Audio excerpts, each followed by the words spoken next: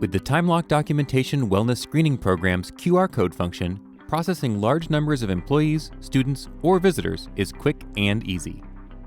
After a user completes their self-screening and certification as usual, they can return to the main screen and tap My QR Code to display a unique code that's embedded with their most recent data.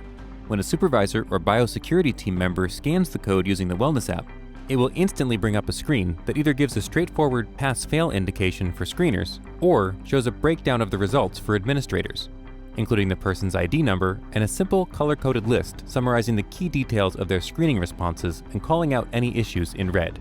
You'll see if they recorded an elevated temperature, indicated any concerning symptoms, and if they've agreed to the app's travel and behavior attestation.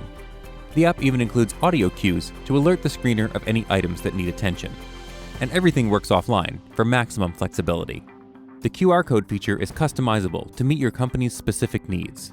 To ensure that all entries are current, you can specify the period a screening is valid for in the Wellness app settings by choosing a start time and selecting how many hours after that time it will be accepted.